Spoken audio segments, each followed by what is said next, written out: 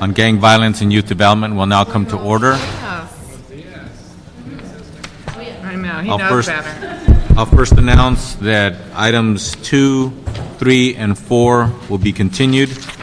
Some of the people that will be presenting on those items are elsewhere. If you read in the papers, there have been a lot of activities going on with raids and things of that nature involving the city attorney's office and other departments, and they're unavailable to present to this committee. So we'll put those 3 items off until the next hearing of this committee. With that, we'll begin with item number 1. Item number 1, motion, Pont and Gruel et al. Relative to placing a measure on the November 4, 2008 state general election ballot, a gang prevention after-school job training and intervention programs ballot measure and related matters. This item is scheduled for council July 1st, 2008. Okay. Thank you very much. With that, the author of the motion is a member of this committee. Ms. Hahn? Oh, thank you. Well, I believe today is the right time for us to take this initial step in the process of ultimately placing an initiative on the November ballot.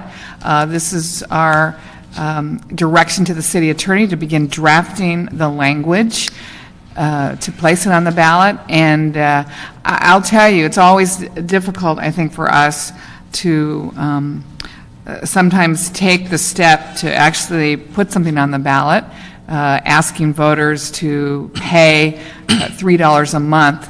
But last Wednesday, if you remember, we had almost 40 people come down to the city council who were in favor of us taking this step to do this. And I don't know about you. Well, I do know about you, Tony, because I've seen your concern and passion when we hear from real-life people in our city who've been affected by gang violence. And it's very difficult for me to watch, grown people with tears streaming down their face who are begging us to take a different approach in the city of Los Angeles as it relates to gang violence. And this approach is probably the most different tact we have ever taken in terms of raising $30 million and spending it on the front end of kids' lives instead of the back end in incarceration and jail and with arrests. We, I think, have been very committed to hiring more police officers. We know that makes a difference. But I think the community is wanting us to do something along with more police, and that's more prevention and intervention, after-school, job training.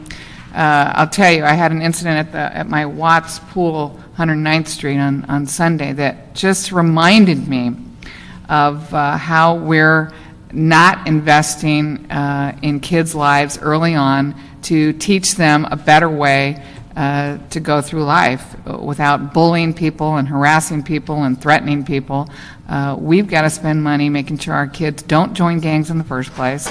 And, we give them some life skills that, frankly, have been taken out of the schools every time there's a budget cut. The things that mean most to kids, like music and art and drama and woodshop and home economics, are cut. And I think this will be one of the most important things that we ever do in the city of Los Angeles to change the direction of the next generation of kids. So I'm very excited it's got to this point. I really appreciate, Tony, your work with me on this. It's been really your work in this committee, sometimes just grueling work in this committee, that has allowed us, I think, as the city to get our house in order. I think your work has allowed us to go department by department, program by program, finding out what works, what doesn't work. And I think we do have our house in order. I think we've got a process now that will make programs accountable. We've got criteria that we can finally judge programs by. We never had that before. And we know that we're not going to fund programs that don't work. And programs, that cannot show that they get the results by keeping kids out of gangs, they're not going to be eligible for funding. And I think you've allowed the city to, look the voters in the eye, finally. straightforward and say, no, we're going to do it right this time, but we cannot wait. Even if we raise this money in November, we won't really be spending any of this money till January '09. And, I think our house is in order thanks to the hard work you've done. I really do want to thank you. Like I said, sometimes it's been painful sitting here watching you grill everybody, but it's because of that deliberate, cautious, thoughtful work in this committee that I feel completely comfortable moving forward and looking our voters in the eye and asking them to support this idea. I want to thank you for all that. Janice. I want to thank you for all the hard work you've done, and I know it sounds like, the people with titles are praising each other or what have you, but let me remind everybody, if you've watched this committee, if you've seen what Ms. Hahn's been doing in her district, in her community, if you look at the responsibility and the responsible way in which us as policymakers should respond to the kinds of things that are occurring in our communities, and sometimes it's a homicide or more than one homicide, it's important for us to respect those families and give them our condolences and to be there with them and to stand with them. But I think it's more important for us to understand that we have to figure out ways in which we can make sure that tomorrow is safer than today. And I can honestly say, in the efforts that this city has done over the last 30 years on this subject matter, we have not made the city any safer today than it was yesterday.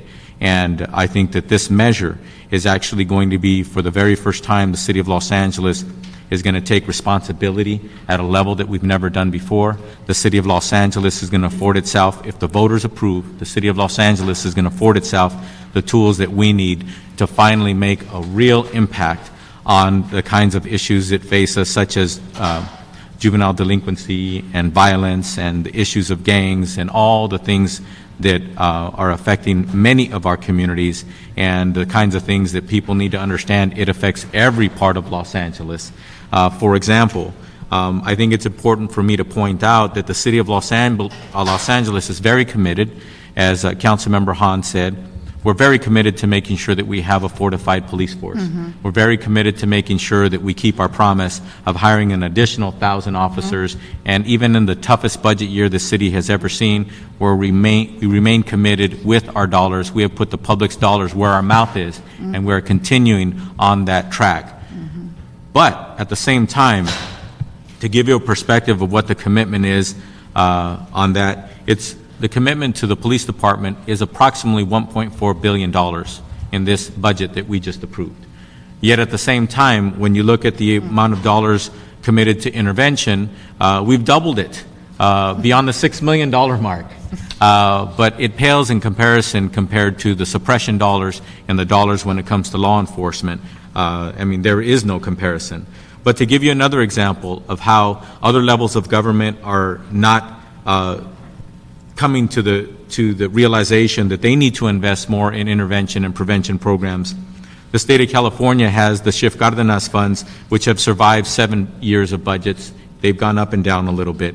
But what has not gone up and down by the state general fund is the amount of dollars put into the system of incarceration and the dollars that go to the punitive ways in which we deal with these matters.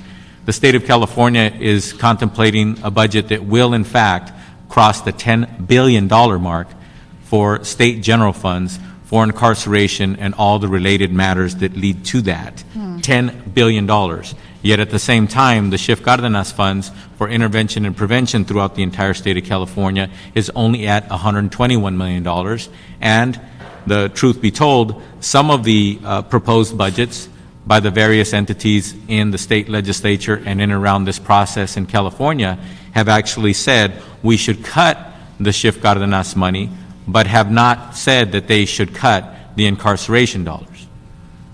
My point is, unfortunately, we as policymakers seem to have come to the conclusion that when we have issues of violence in our communities, when we have issues facing our young people, when we have issues that are more than one issue that contribute to the overall, the symptoms are vast compared to what we see as the culmination of those symptoms. And it seems as though government tends to respond and react by fortifying more and more and more dollars for law enforcement and suppression. I contend that that is an element that will continue and will remain. But at the same time, I feel that it would be responsible of us to finally start to fortify all levels of budgeting with the dollars necessary to do the preventive and intervention that needs to be done.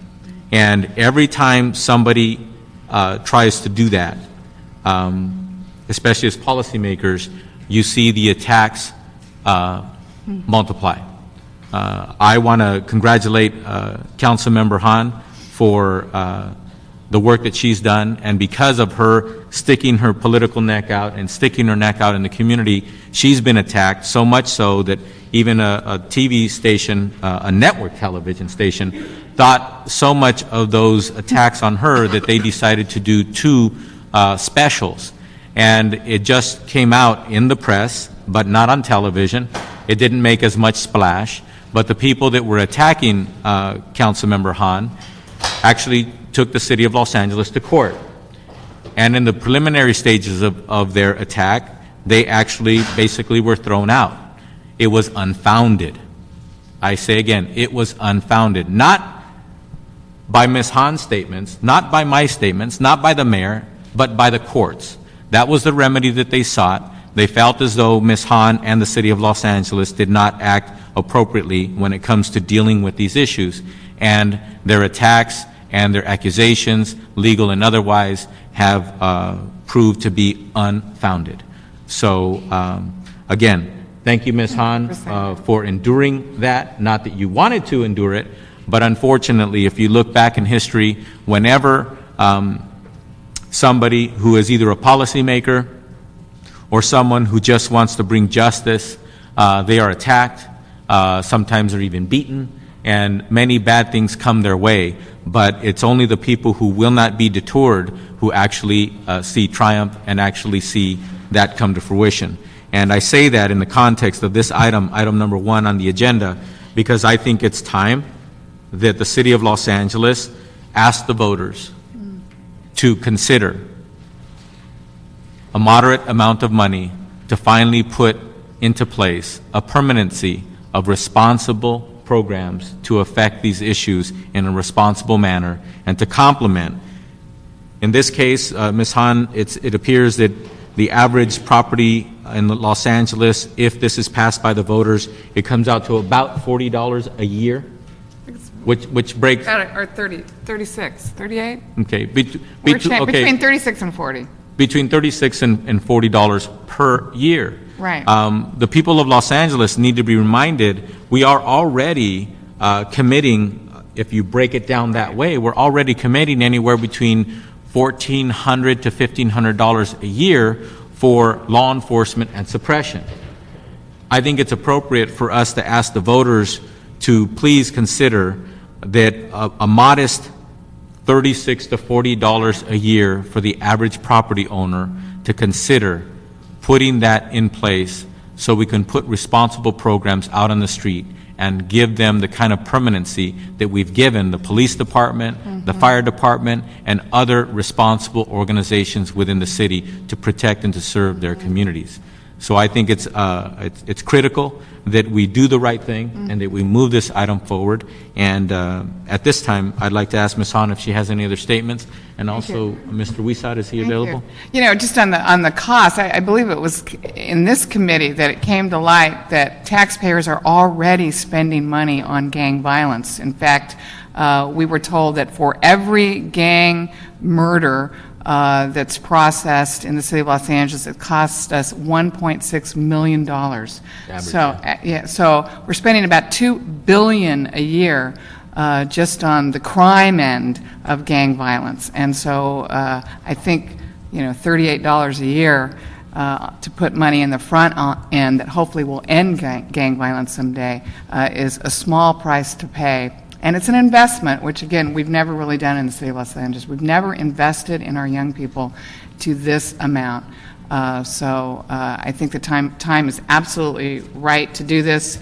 A recent poll that I saw showed that in Los Angeles, gang violence was the biggest concern of Angelenos in terms of problems that really concerned them. That and traffic. And for the first time, gang violence and traffic are the same, give people the same angst. And that hasn't been the case. So we know gang violence is just such a detriment to so many people's lives, not the least of which is those who have lost someone in relationship to gang violence. So any humiliation or embarrassment I've suffered as a result of my work with our intervention workers is nothing compared to someone who's lost a loved one to gang violence. Okay. Another reminder that the action that we'll be taking today is to request the city attorney to prepare the ordinance and resolution, and the ordinance and resolution will be transmitted to the council for review, and then the actions must be taken by the council no later than July 15th. Right. In order for us to follow the timeline and schedule to put it on the ballot for the November Right. elections. And with that, do we have Mr. Weissider? Okay. When we have a quorum of this committee, in the next few minutes, we'll come back to item number 1. Okay. So we'll put this item over in committee. We'll hold this in committee, and we'll bring it up later on in the agenda. As I announced earlier, the items 2, 3, and 4 have been put over. Again, we have people who are involved in those reports who are not able to make it to committee today. If you read in the papers, there's much activity going on, sometimes as early as 4 o'clock in the morning, involving many of the people of the police department, city attorney's office, et cetera. So we're going to look for an opportunity next week to have them appropriately present on those items. With that, we will pull before us items 5 through 10. Okay. We'll hear those all at the same time. Items 5 through 10. Items 5 through 10 consist of communications from the mayor's office relative to needs assessment in connection with the Baldwin Village Gang Reduction and Youth Development Zone, Ramona Gardens Hollenbeck GRYD Zone, Pacoima Foothill GRYD Zone, Newton GRYD Zone, and the Cypress Park Northeast GRYD Zone, and finally Florence Graham 77th Street GRYD Zone. Okay, thank you. Presenters, please. Are you doing, what are you doing 4?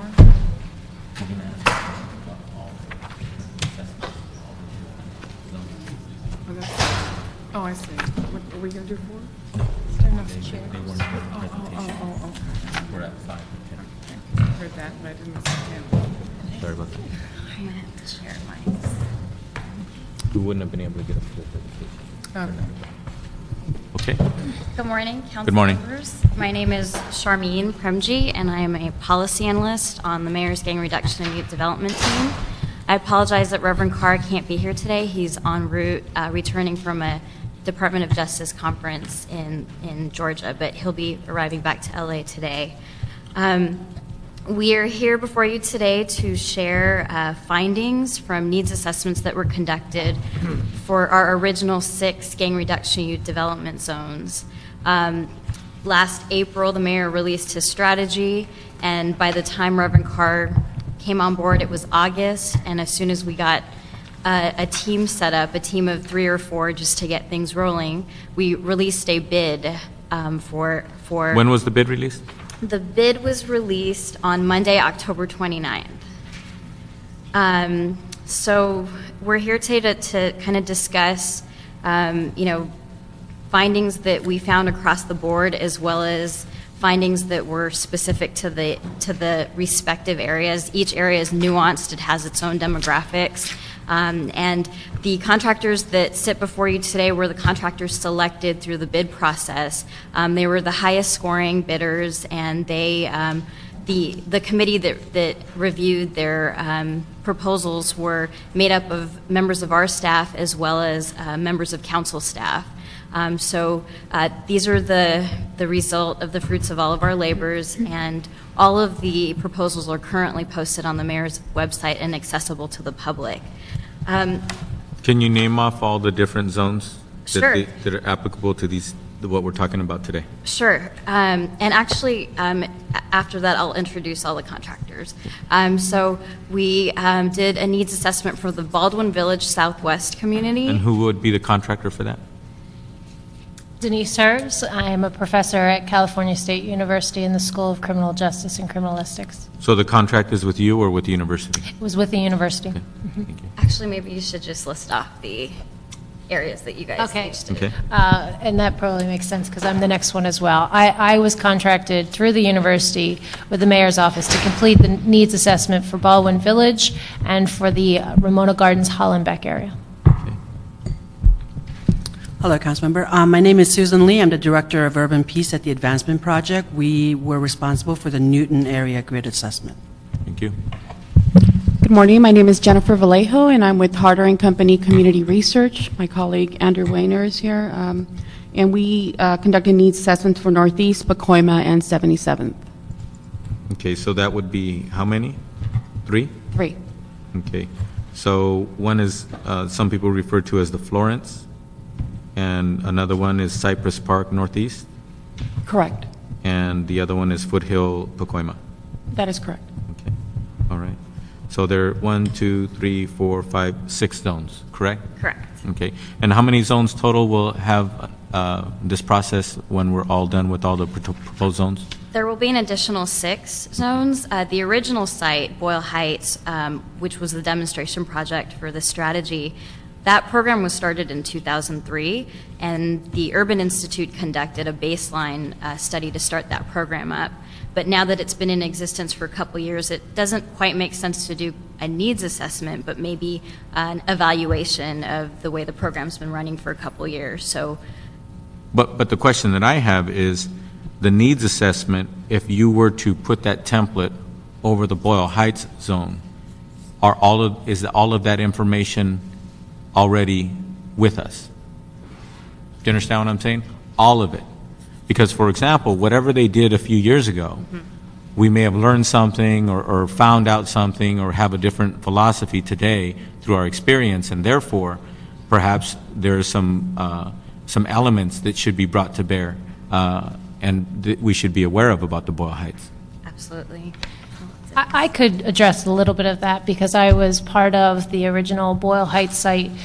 The way that came about was OJJDP, the Office of Juvenile Justice and Delinquency Prevention, had funded the project in terms of implementation to the mayor's office.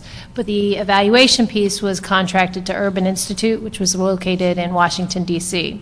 So the reason that you need a little bit of that background to understand how I became involved, they needed someone locally as a researcher to help navigate through what was going on and document what was happening.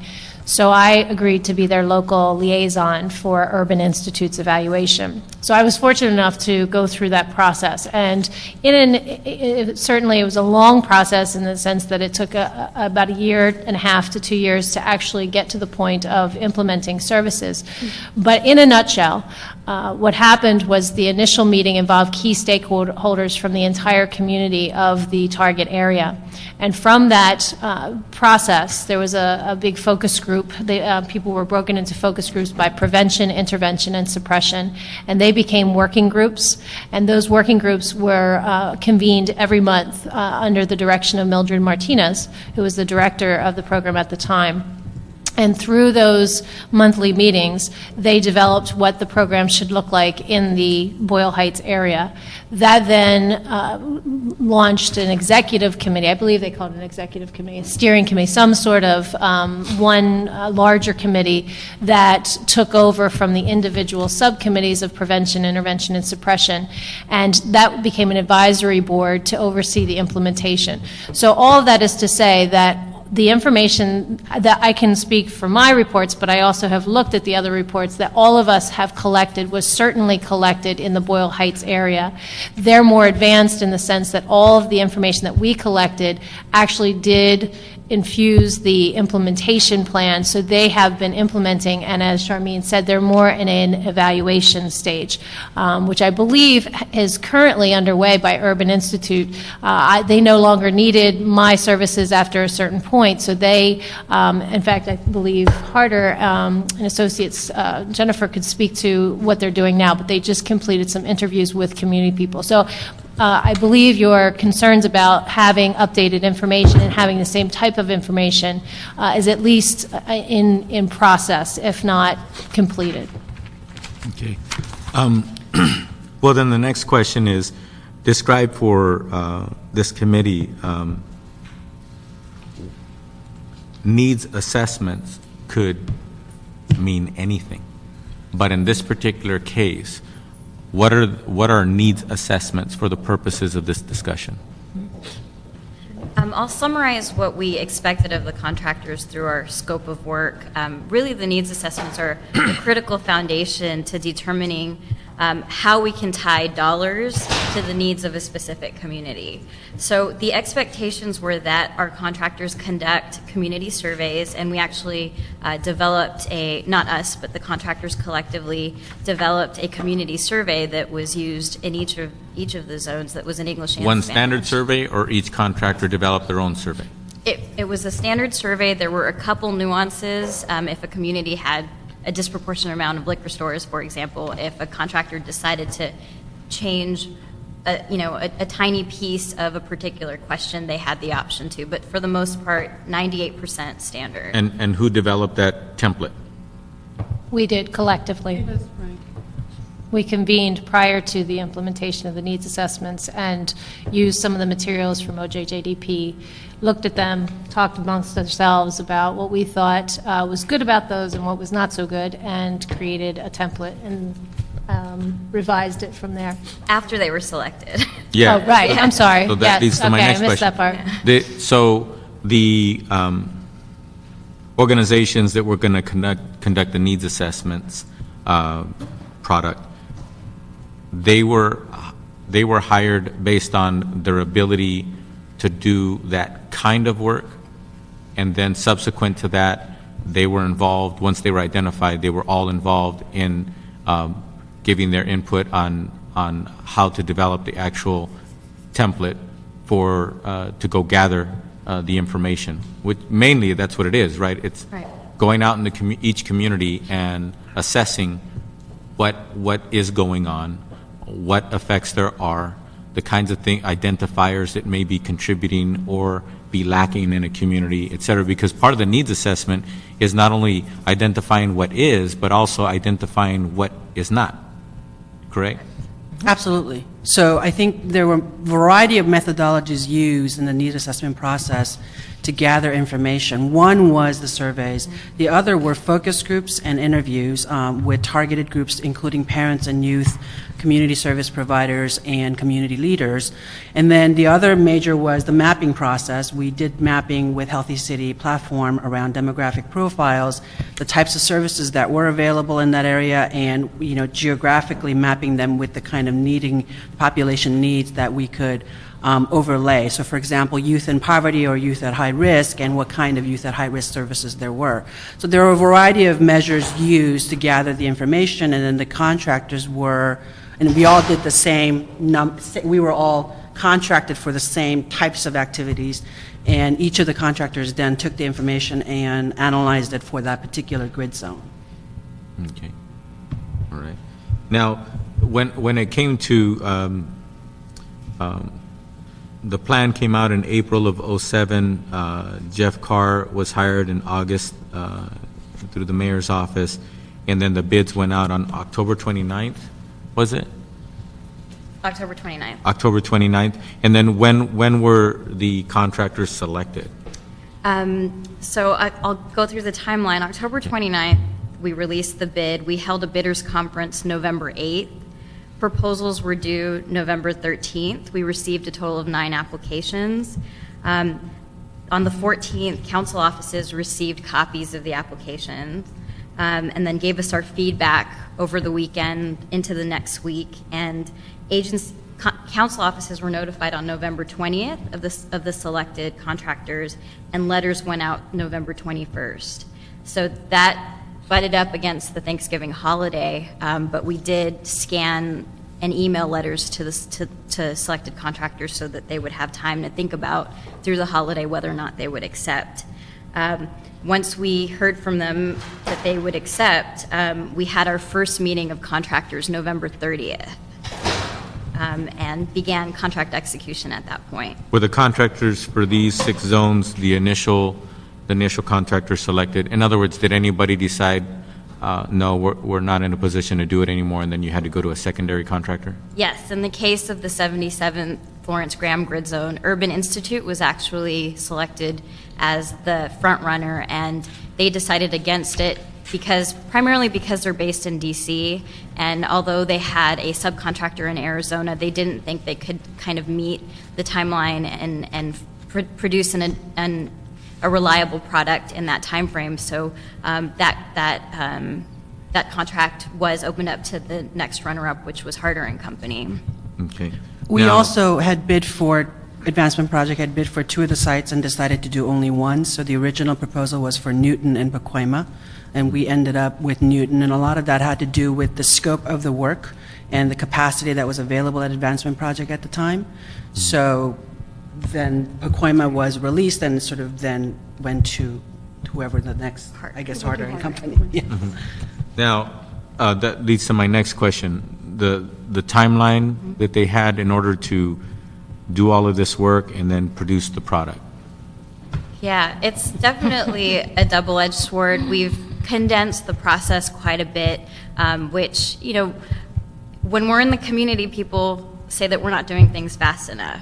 When we're sort of in City Hall, we're constantly reminded about the many kind of layers of bureaucracy that our stuff needs to get through. So we've sort of, one of the reasons I think these contractors made it to the final round was because they were sort of open to helping us meet this time frame. And even just recently when we were at a community leaders forum for a future site, that issue came up again, and we had to remind the community that these contractors are feeling the pressure from us. We're the ones asking them to produce this product, because this product is connected to how quickly we can get an RFP out and how quickly we can get money into the streets. So we have, I would say, pushed the envelope in terms of time frame, and hopefully you've had a chance to look at the reports. I don't think the reports have been compromised because of the time frame, and I think others would probably agree, but I think that's a testament to the contractors. Well, what is the testament of the contractors on that point? It was a very busy time. It was a lot of work condensed in a short amount of time, but we all have done this work before, and we all have worked in the community. So we each, and when I say each, I mean the contractors, we could each draw on our connections in the community and the work we had done before to accelerate the process. So I think we were very fortunate in that way. We had lots of support from the mayor's office. Each of these areas has been assigned a program manager, and those program managers, it is their job to become experts in these grid areas. And they were extremely helpful for streamlining and communication and making sure if we need to find a focus group of certain individuals that we were able to connect with that. Having said that, I think we would all say that while we believe very strongly in our products and we feel like we've produced something very strong, all of us scratched our heads at the end and said, whew, what were we thinking? Because it really was a tremendous amount of work for a very short amount of time. Yes, it was. I know for us, even though we started talking to the mayor's office about contracting in November and December, we actually did not get off the ground until January, just because of holidays, people were not available. And our final report was due March 7th, so that kind of gives you an idea how condensed all the work was. And all of the reports were in by March 7th? Yes, they were. The other thing I think, I think that many of the reports spoke to this, was that there were follow-up activities that needed to be conducted because of the short timeline, things that were not completed. For example, what was the capacity of service provided? Were there waiting lists at these agencies? Those kind of in-depth groundwork had to be done, and we were confident that it would be done by the mayor's office because the program managers are in these communities, and that is part of their role. I just want to highlight the role of the program managers because I think they did a phenomenal job of really coordinating with the contractors, particularly in the Newton zone, and allowing us to do a lot more of the analysis and them doing a lot of the legwork in gathering the focus groups and so forth. Since March 7th, what's your involvement with the zones that you did the research on? Well, Harder and Company, before we became Harder and Company January 1st. We used to be known as Lodestar Management Research. So we've been very involved at the different CLEAR sites because we've been the evaluator for CLEAR since 1996, since the inception of the program. So we've continued our involvement at the different CLEAR sites, thus, being involved with the program manager and the gang reduction zones. So we're very much involved. So you're involved due to other activities? Due to other activities. But you're not formally involved based on this particular contract? Correct. Only in presentations like this where the mayor's office needs us to appear and give some kind of presentation. So similarly, we've had continuous contact with the program manager and kind of keep being updated about how the work is being progressing in Newton. And our intention was to be, I think, more involved. But now as of April, there is 12 sites and sort of 5 more sites, and Advancement Project has been asked to do the assessment for those 5 sites. We've been sort of Now, would that be an extension of a contract, or would that be a new RFP process? Given Reverend Carr's experience fundraising, he was able to secure funds from a private source in order to speed up the process of conducting those needs assessments. So it would not require an extension of any contracts. It's a direct relationship between the foundation and the Advancement Project. Right.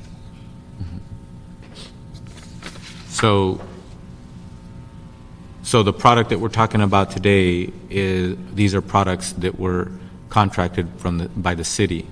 So the subsequent 5 products are going to be done privately and then given to the city? Yes. These were the current 6 were actually a hybrid of funds. $100,000 was secured from the general fund in the mayor's office budget.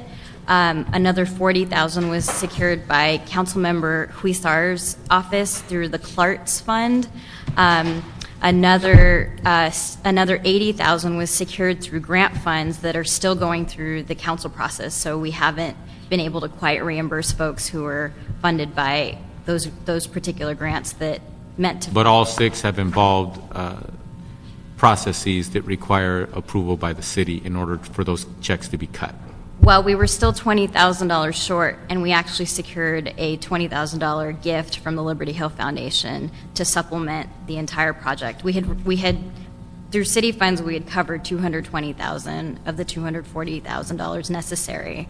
So that aspect of it, it's a tiny amount, but that was a donation. But the one thing I want to make sure that you understand is that this needs assessment process, regardless of how it's paid for, this is going to be the basis for millions upon millions of dollars into the future that are going to be funded based on this foundation. So that means that the burden on the mayor's office to make sure that regardless of where the funding came from, that every single one of these assessments is consistent and fulfills the responsibilities. The fact that you're not going through another process, which I'm not jealous about at all. God bless you. Good luck. I mean, whatever works. But at the same time, at the end of the day, you need to understand that you're going to have to, the mayor's office is the offices that, or the people that are going to have to stand by each one of these assessments, whether it be the first one that got turned in, or all 6 on March 7th, or the next one that gets turned in, the next and the next, because then we're going to be making decisions that these assessments are going to be the foundation for the justification of future dollars and all dollars that are going into these zones. Absolutely, and I think just to sort of describe how confident we are in this work, what we've used these needs assessments the last couple months to do plenty of things. I mean, for the first time, we have some statistics that we can rely on. We know that Most of the grid zones, or all of the grid zones, are approximately 3.5 square miles. Although that's a simple piece of data, it helps us understand how that translates into reporting districts, and we wouldn't have been able to do that without the Healthy City mapping. We also know that in those specific areas, the total population is around 285,000 folks.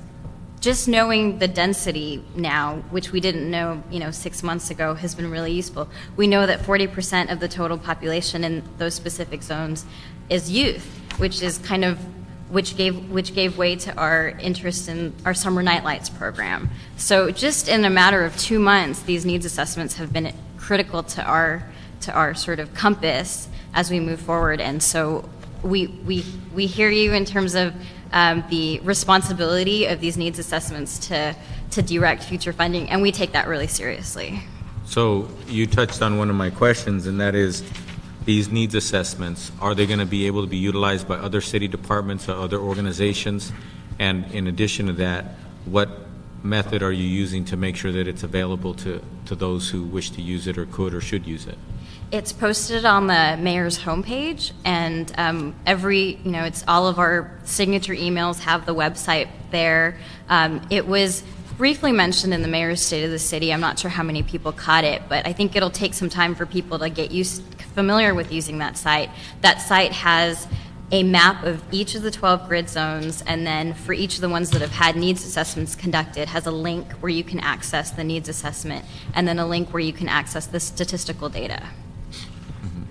And what are you doing, what is the mayor's office doing beyond that to remind other departments that this is now a tool that is available to them?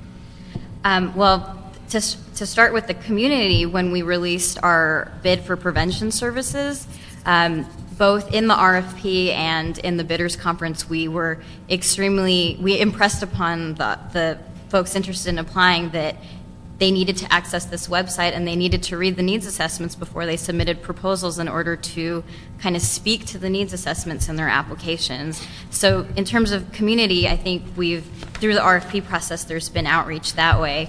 In terms of other city departments, I think we could probably do a better job. I know that it's one of the items that Reverend Carr brings up at his cabinet meetings, the recently formed cabinet. So I think if you have any suggestions, we'd be more than open to it. We posted the RFP through the city's Business Virtual Network website, so that information's there as well.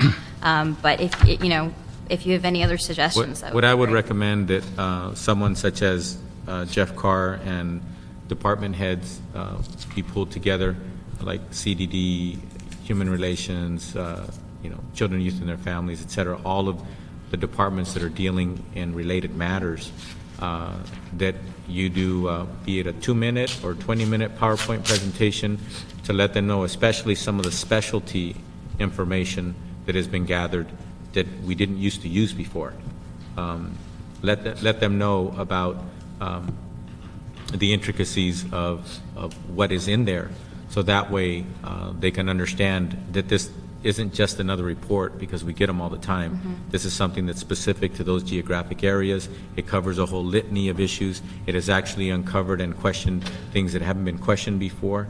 That's what I would recommend. The sooner the better, because one of the whole reason for having these zones is to make sure that all resources that can be brought to bear are brought in an efficient manner, in an effective manner, in a coordinated manner, et cetera. So that's why we have this assessment, so that it can be utilized, not only by the mayor's office and CLEAR and everybody else, but by every organization or every entity that might have some semblance of positive impact on these communities. Okay. The communities, what kind of involvement and or interaction did you have with the non-formal organizations in these zones in gathering this information? What kind of call out went to the average person to be able to be either be interviewed or ask some questions, or for them to share their feelings or what they think about what needs to be done in their neighborhood or what have you? Does anyone want to take the step? I'll speak to that a little bit.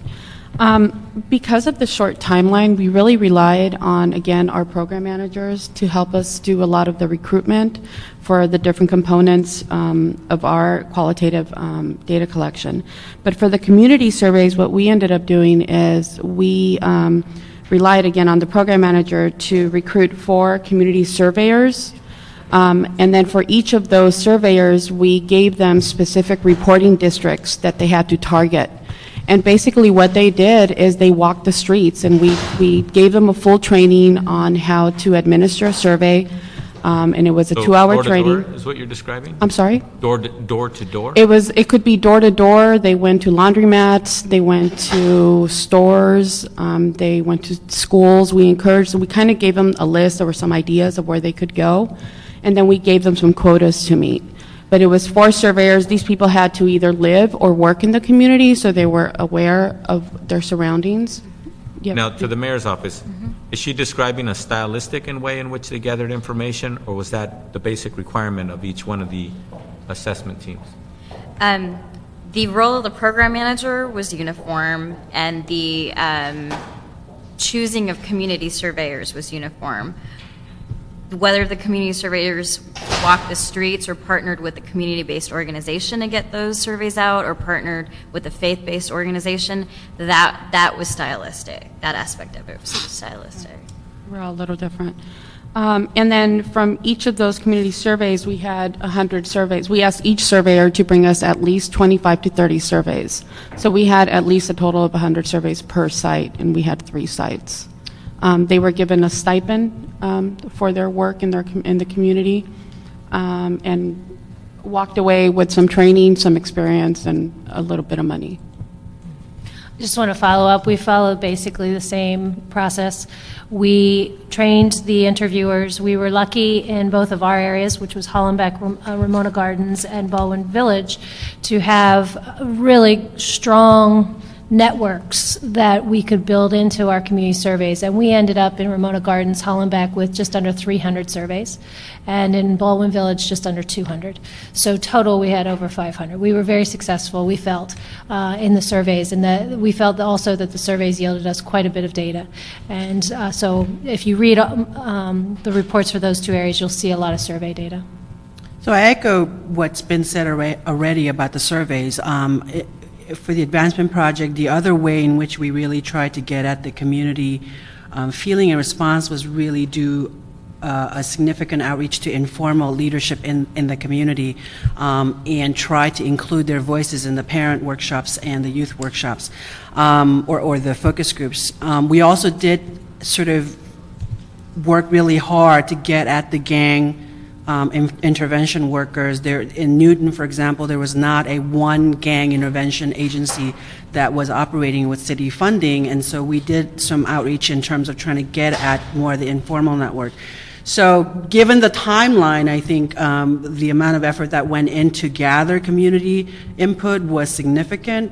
It's not to say it was perfect. I think that, for example, a survey in our case had a convenient sampling in the sense that we went with surveyors who were tied to a faith-based institution or an organization, so it was not a randomized sampling of any kind. And so had we had more time, we might have done 500 surveys that were more randomized versus doing 165 in Newton. So, you know, there were limitations and constraints because of the timeline. Something that strikes me as extremely essential in some communities throughout this country that in other communities might find this an offensive question, if not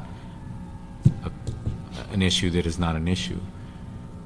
On the needs assessment, or in the entire process, was anything taken into account to understand how people feel about the ability to effectively share their concerns or complaints about authority? Like, for example, did anybody bring up the fact that, well, we don't go to our police station because, you know, they don't register our complaints or what have you? Again, some communities probably think, what is the councilman talking about? How can that be an issue? And other people might be offended by it. But if you live in a tough neighborhood like I did, you don't go to the police station for anything. You might even be violated. Absolutely. And you say, We had, it's bad enough already. I'm not going over there and making it worse for myself. So are those kinds of tangibles/intangibles taken into account when it comes to addressing the needs of a community? Creating perhaps Absolutely. a paradigm shift of how we, those of authority, like a police department or elected officials, are seen or either interact or what needs to happen for that dialogue to be opened. one of the strong recommendations, and I'll speak to that, around Newton area, is that there was clear sense that the community law enforcement relationship had to improve, and one of our strong recommendations was that the police, the PD station needed to become more involved in community collaboratives.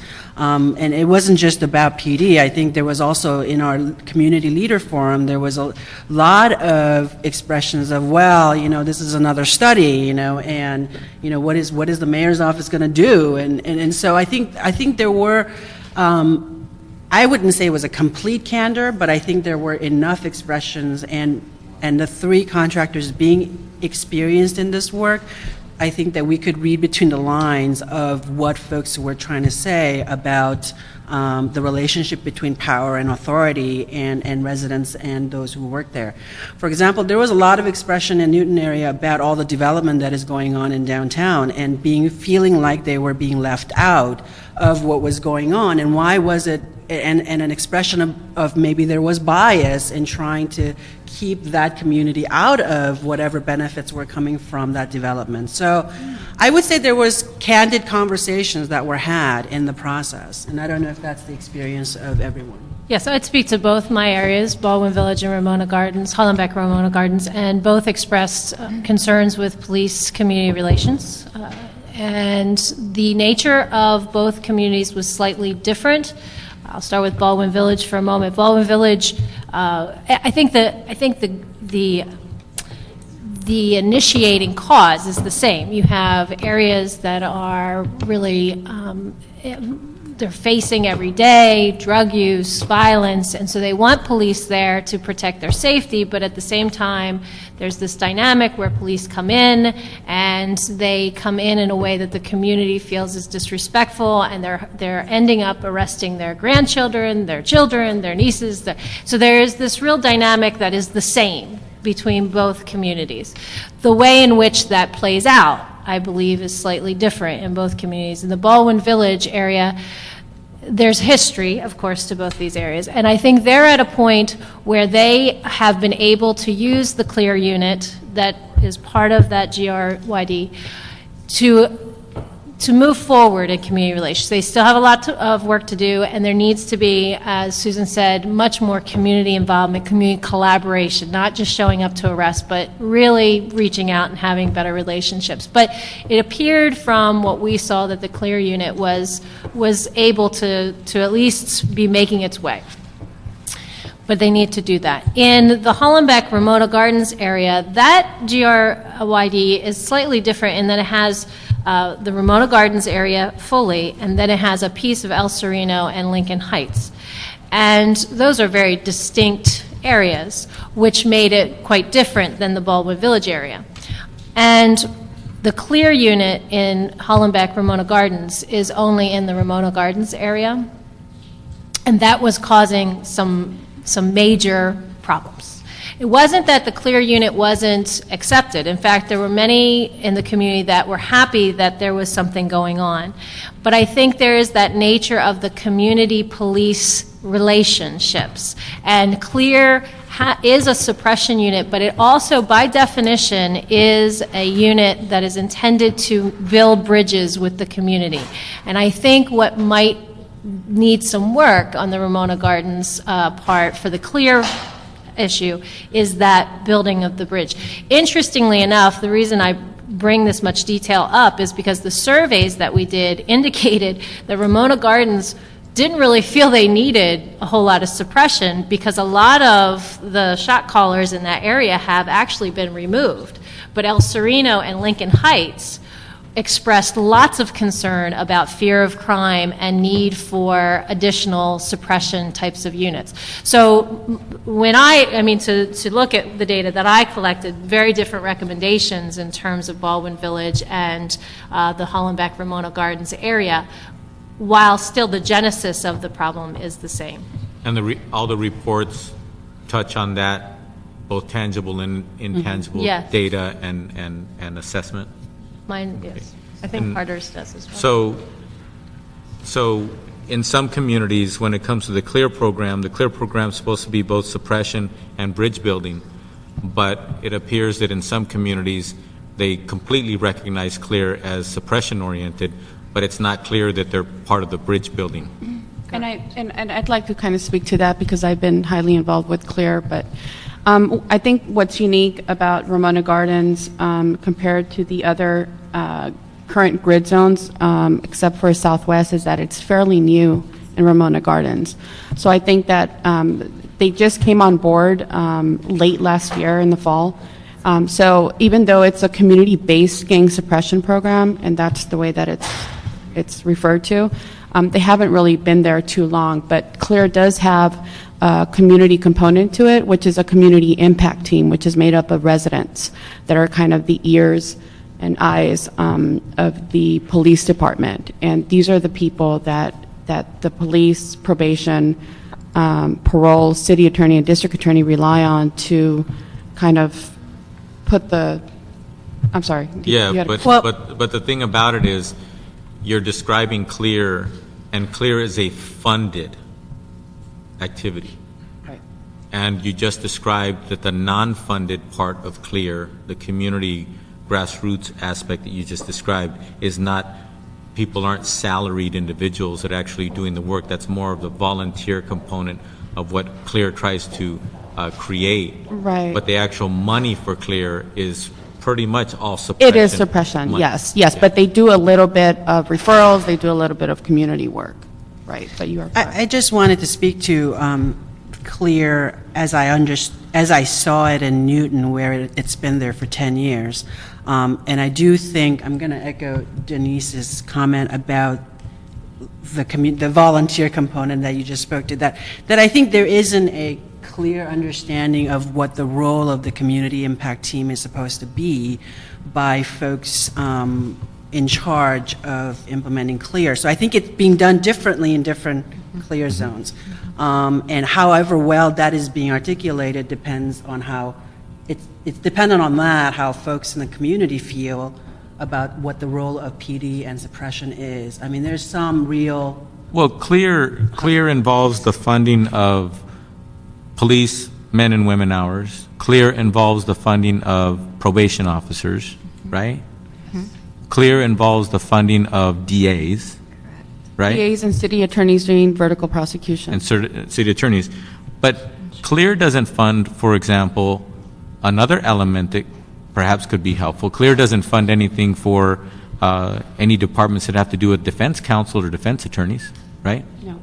And they're professionals, and they interact with these individuals, and they're involved in their lives if they're any part of any criminal element or what have you. But CLEAR seems to be one-sided when it comes to who it's actually funding with men and women hours to attend to that community.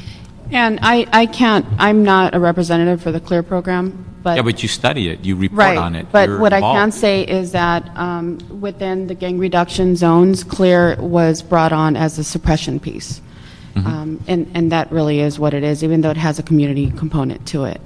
And I'd like to follow up, speaking from the data that I have, because the CLEAR unit is a very well-defined and structured entity. It follows research. So I don't think that the nature of, in terms of the multidisciplinary part of it, they're very effective. I mean, any community across the nation, in fact, Operation Ceasefire in Boston, which was very effective for a long time, was this kind of program.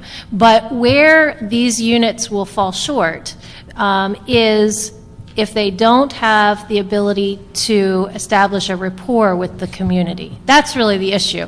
So I think introducing public defense is really, I don't know if the public defender even has a role at that point because no one's been arrested, So I think the structure of it's fine. I think what becomes challenging, and I think absolutely essential for the suppression unit to work in a comprehensive strategy, is the nature of the officers who are on it and their willingness to outreach with the community and build trust with the community. And unfortunately, I think because of the history in these communities, it does rest slightly more on the LAPD to do that outreach. It's not, it can't, the onus of this cannot be on the communities entirely to say, hey, let's have a relationship here and a trust. LAPD has to do that. So, and it's a very, I really want to be clear about this, what I'm presenting here, because I think what I'm suggesting is not that CLEAR doesn't have a place and that CLEAR is not an effective structure, because it is.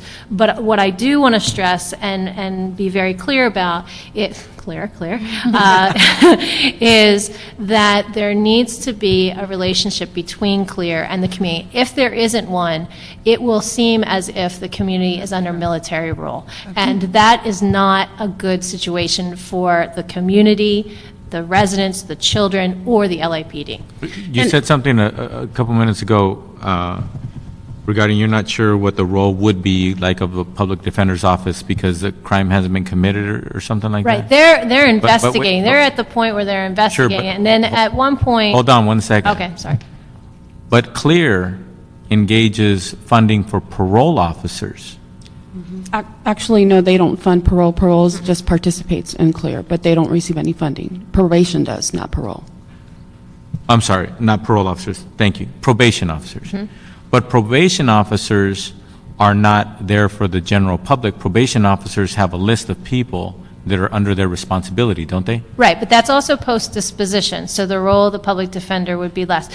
I think rather than getting into a debate where I don't really know the right answer... No, I'm not debating with you. I just what wanna I'm make trying sure. to point out is that for some reason, however, wherever, whenever CLEAR was initiated, it either started off this way or it has become a 99.9% suppression element funded process. It engages probation officers, again, police officers, DAs, city attorneys, all those folks. But what they're doing there is they're not there. 90+% of their activity is really there to say, we're going to take on. We're going to crack down. We're going to arrest this person. We're going to work hand in hand with the city attorney and the DA. We're going to put these people away, et cetera.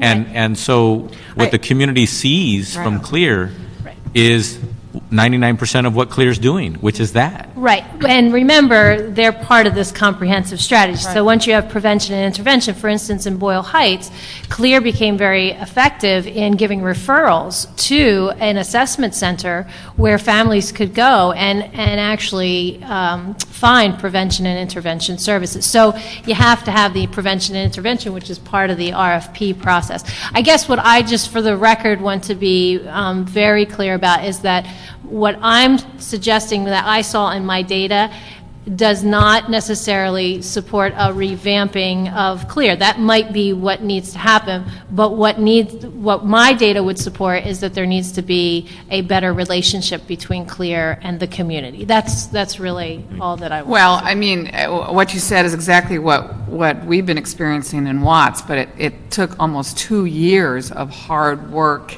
between the community and LAPD and the city attorney, and now we've got CLEAR coming in there, and it's almost like it works now but we had 2 years of weekly meetings and building relationships between all these entities, and we worked on with this committee on the gang injunctions and being served and trying to get off. I mean, there was a lot of work that went before CLEAR coming in, and now you've got the communities, ready to accept that cracking down because they too want to get rid of those who are causing, the violence and the murders and stuff. So now they're ready to work. But man, I think if Clear had plopped down in Watts 2 years ago, it would not have worked.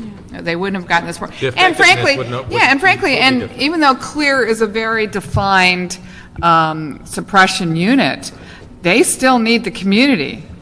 Exactly. They still need That's the the- community. They really can't do the arrests and prosecutions and go through the system without the community helping them. That is still a big component for Clear. Clear can't work in a vacuum. That's right. I'd like to just say one more thing, maybe get back to the needs assessment, but just in regards to Clear, so, What do you mean get back to the needs assessment? well, kind of get back to the findings is what I Okay, that want. more accurately, because Right. everything we're talking about Right. has to do with the needs of the community. Absolutely, Whether no. it was whether it's written in a sentence or a paragraph or a page on the assessment, formal document, everything that we're talking about, and that's the tough part about this job. We're talking about so many things that fall into the intangibles, and it's hard to grasp, or nobody's bothered to grasp it, or nobody's bothered, been funded to spend the energy and time to actually put that in a format, in a way in which all of us could see it and understand it and grasp it and realize that it's very real there. So everything we're talking about is about the assessment. Before I go on, I was going to add one more thing, which is why I think this ballot measure is so important, because what our polling is telling us, it's exactly what you're telling us. The community wants both. Right. They want both.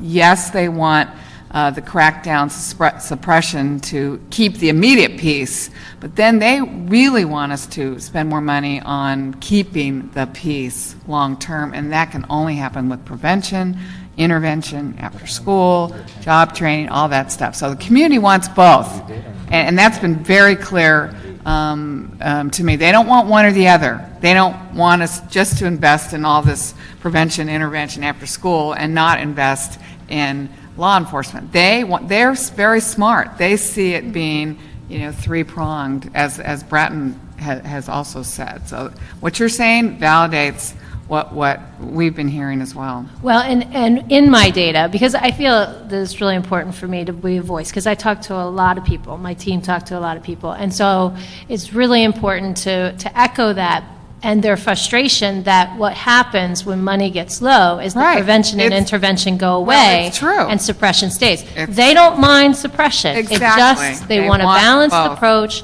and they Right. don't, when the money gets tight, they don't want to just see the suppression stay and the others too. So That's why this ballot measure will finally balance the money that we're spending on suppression with money invested in prevention. From our perspective, that is the sort of information that is really valuable in terms of us moving forward. There will be some sites that are getting started at the same time that their Clear sites are starting. So it'll be different from the grid zones where Clear was already there and then prevention and intervention Right. came. And- If they're coming at the same time, or even in some, I think in one or two areas, the prevention and intervention will actually get started before the Clear. And so at least for us, I mean, it was important that the contractors be able to indicate their independence from our office in conducting these needs assessments, that the community understand that what they voice to these contractors will not be kind of put through a filter in order to be presented to the mayor's office, that it come to us the way it was presented to the contractors. And even not every Clear team is created equal, and we're being sort of housed under Reverend Carr's shop, the prevention and intervention dollars, and then through Deputy Mayor R.F. Ali Khan's Homeland Security and Public Safety team, we're getting there every day a little bit closer. Even just, for example, as we were selecting youth to hire for our youth squad for the Summer Night Lights program this summer, there were some youth that maybe the Clear team weren't totally comfortable hiring for the summer. And so we pushed and said, well, we're all taking a risk here, right? But we believe in this youth. We believe that giving them a $2,600 stipend for the summer, giving them 8 hours of work a day connected to getting other kids to the park, other youth and families to the park, is a worthwhile risk. And if that relationship wasn't there, perhaps one voice would have dominated. But in this case, we kind of came to consensus that a particular youth whose family was multi-generational, gang involved, we decided that this youth was worth taking a risk on. Don't tell Fox 11. Well, one of the things I can't stress enough is the working relationship with the field staff and the council offices. Many of the field staff who work for council members grew up in, not all, it's not a strict requirement, but many of them grew up in those neighborhoods. They care about those neighborhoods. They know the names and the faces, and they're a positive aspect of the neighborhood as well. So working with the council office is very, very important in every single area, even when it comes to gathering information, especially from those people who are there paid to be on the streets 8-10 hours a day working for a council member, yet at the same time, when they go home, they're still in that neighborhood, and so basically they're living it 24/7. They're definitely a resource for all of us all the time. With that, we could go on forever, but I'm done with my questions for today. And we do have one comment card. Thank you all very much. Thank you. We do have one comment card on item number 9. We are hearing items 5 through 10 of the gang reduction zones needs assessments. And the person who filled out a public comment card is Jose Carmona. Newly retired. Yeah. And how you doing, Mr. Cardenas? Ms. Han? And my name is Jose Carmona. Okay. And I'm now duly retired, but I'm involved with the churches of Northeast LA. I am their gang advisor. So I want you to know that too. I've also been, for the last 3 years, involved with the advisory committee at Boyle Heights. I want you to know that because I'm going to say next will really mean something, all right? Also, I've been with Ramona Gardens, helping them out a little bit too. Now, but before we get down, I want to real quickly say, what's a needs assessment to Mount Washington? Yeah, I sure like to hear that one. You know, I mean, upper, middle class, high-paying houses and all that.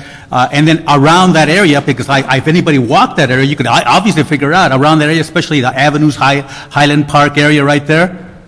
That's where the problems are. The people in Mount Washington literally look down and figuratively look down on those people down there. I don't understand it. I just want you to keep that for your own remembrance.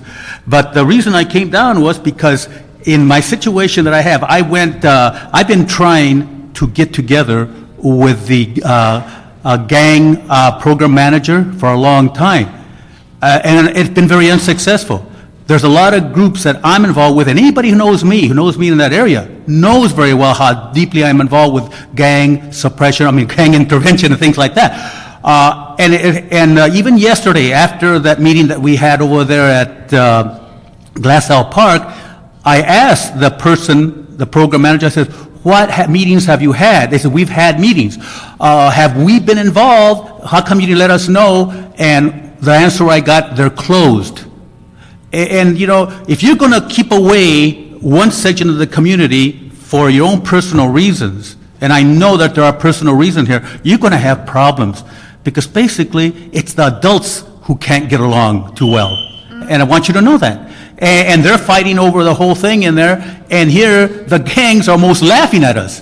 We cannot attack. We can go after the problem if we were together. They talk about collaboration. They talk about being transparent.